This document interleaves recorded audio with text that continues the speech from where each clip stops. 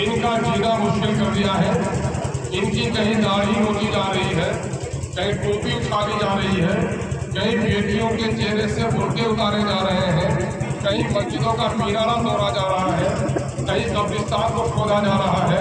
اور دیگر بات کے نوجوانوں, ابھی تم کو یہ خبر نہیں ہوئی ہے کہ تمہارے یہاں کتنی مصیبت آنے والی.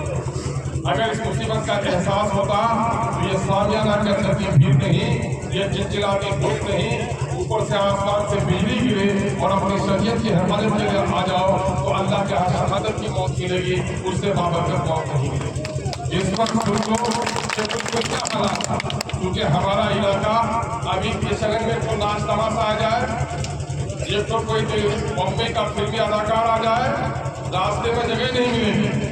یہ ہماری بے حسی ہے. کوئی قوم جو مرتی ہے وہ جسم سے روح کے الگ ہو جانے کا نام صرف موت نہیں ہے, کسی قوم کی غیرت میں مر جانے کا نام موت. کسی انسان کو ایک کتا ہے, بلاؤ, کئی روٹی کا ٹکڑا دکھاؤ اور ڈنڈا دکھاؤ, آئے گا, ڈنڈا دیکھ کر بھاگ جائے گا, پھر دکھاؤ, پھر ٹکڑا دیکھ کر آئے گا, پھر بھاگ جائے گا. 100 بار کرو گے تو کتا آئے گا جائے گا. لیکن جس انسان کے اندر غیرت ہے, اگر 3 دن کا بھوکا ہے, دسترخوان پہ بیٹھا ہے, اس کی ماں کے خلاف, اس کے باپ کے خلاف, اس کی داری, اس کے شریعت کے خلاف ایک لفظ بول دو گے وہ بھوک سے مر جانا چاہے گا, تمہارے دسترخوان سے روانہ نہیں اٹھائے گا. اس کو کہتے ہیں زندگی, اس کو کہتے ہیں غیرت. یہ تو کافی کام ہے, کیا مرتی نہیں مر گئی مثل سے, چمک سورج میں کیا باقی رہے گی, بیدار ہو کر اپنی کرن سے.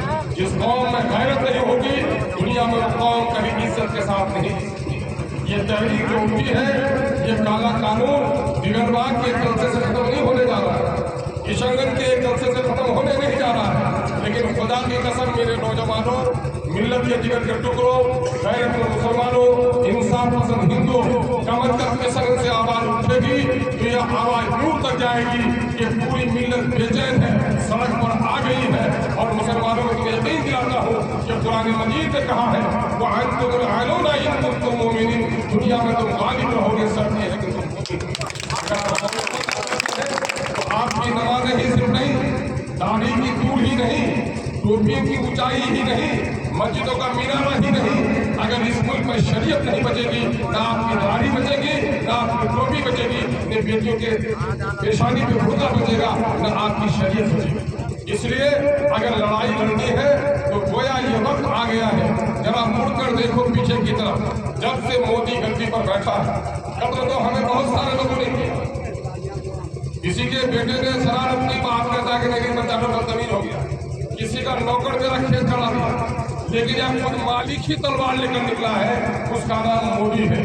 اور کرو نوجوانوں, تمہاری کوئی دیکھ رہا ہو تمہاری عمریں 30-35 سال کی ہوگی, تم کو یاد نہیں ہے تم بچپن میں تھے, کھیل رہے تھے گلیوں میں.